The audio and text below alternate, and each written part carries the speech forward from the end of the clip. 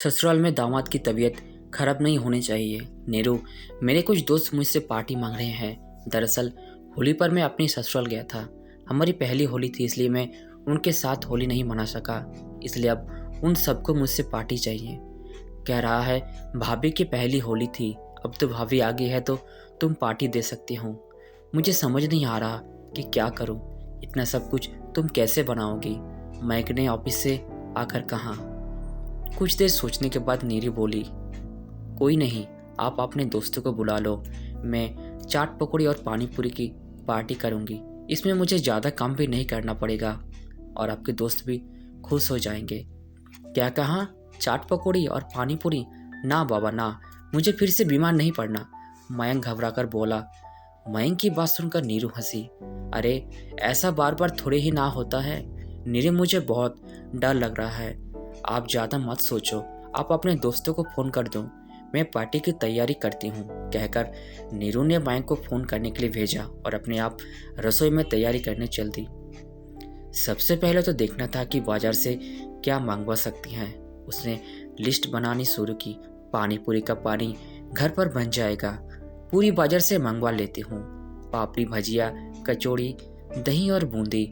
फिर मयंक को लिस्ट देकर वो रसोई में जाकर पानी बनाने लगी। काम करते करते नीरू की होली का दिन याद आ गया। मयंक और उसकी पहली होली थी, इसलिए वो दोनों नीरू के साथ मायके में थे। होली रंगों का त्योहार तो ही है, साथ ही खाने पीने का भी भरपूर सामान होता है। मयंक के घर में हमेशा से खूब चाट पकौड़ी, समोसे, भुजिया, दही भल्ले और सबकी पसंद पानी पूरी, जिसके साथ बहुत से स्वाद वाला पानी, जलजीरा पानी, हींग का पानी, मीठा पानी, खट्टा पानी, चटपटा पानी, साथ में भजिए भी। माइक ने वहीं सब अपनी ससुर में भी तैयारी करवाई। होली वाले दिन मयंक जब उठा तो उसके मुंह में बहुत स्वाद था। उसने सोचा था कि पहले अच्छे से खाएगा, फिर नीरू को रंग लगाएगा।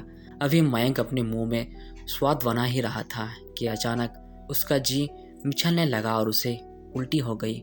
नीरू की माँ ने उसे उल्टी की दवाइयाँ दी, लेकिन उसकी खराब किस्मत, उसके बाद उसे 2-3 बार उल्टी फिर हो गई। थोड़ी देर में ही मोशन भी शुरू हो गई। अब तो नीरू भी घबरा गई। उसकी माँ अलग परेशान थी। पहली बार दामाद ससुराल में है, अगर उसकी तबीयत बिगड़ गई तो समझी समधन जी ना जाने क्या कहेंगे। खिलाया का नाम नहीं होता, लेकिन रुलाया का नाम हो जाता है। नीरू के पापा ने अपने डॉक्टर दोस्त को फ़ोन किया। उन्होंने आकर मयंक को इंजेक्शन लगाया और दवाई देकर सोने के लिए कहा। मेज पर सजे पानी पूरी, भजिए, दही भल्ले सब जैसे मयंक को मुंह चिढ़ा रहे थे। उस समय तो सब वहीं प्रार्थना कर रहे थे कि मयंक जल्दी सही हो जाए। किसी ने भी ना तो कुछ खाया और ना ही होली खेली। शाम तक मयंक की तबीयत संभल गई थी। नीरू बोली, खाने के लिए इतना उतावलापन कौन दिखाता है कि अपनी तबीयत ही खराब कर ले। त्योहार का सारा मजा खराब कर दिया। उसके बाद से नीरू जब भी मौका लगाता मयंक को छोड़ती और मजा लेती। उसी दिन को याद करके आज मयंक पानी पूरी और दही भल्ले के लिए मना कर रहा था। खैर, नीरू ने 2-3 दिन तरह की पानी बनाया। पूरी, भल्ले और कचौड़ी बाजार से आ गई थी। उसने भजिए भी एक प्लेट में कर दिए।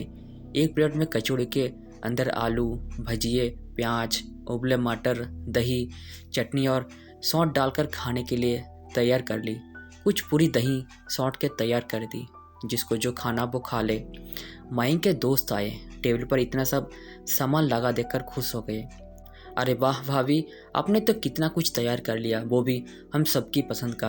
आपके आने से पहले भी हम आपके घर आकर आंटी के साथ ही बनी यही सब चीज़ें खाते थे और कॉलेज के रास्ते में पड़ने वाले चाट के ठेले पर पानी पूरी खाने के बहाने लड़कियों को छेड़ा करते थे।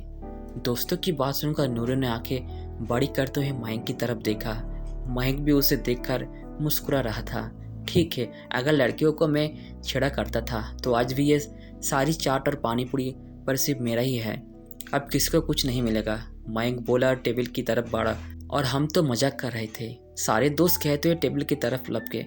फिर क्या था, किसी ने नीरू की शर्म नहीं की। सब पानी पूरी और नीरू की बनाई राज कचौड़ी पर टूट पड़े। कोई प्याज के साथ खा रहा था तो कोई भजी के साथ, सबके स्वाद अलग, लेकिन फिर भी सब एक थे। क्योंकि थी तो आखिर वो पानी पूरी ही ना। नीरू उन्हें देखकर हंस रही थी। ये लड़के भी पानी पूरी के इतने दीवाने होते हैं क्या? तो दोस्तों, अगर ये कहानी आपको अच्छी लगी है तो कमेंट्स में ज़रूर बताएं और चैनल पर पहली बार है तो सब्सक्राइब जरूर करें। धन्यवाद।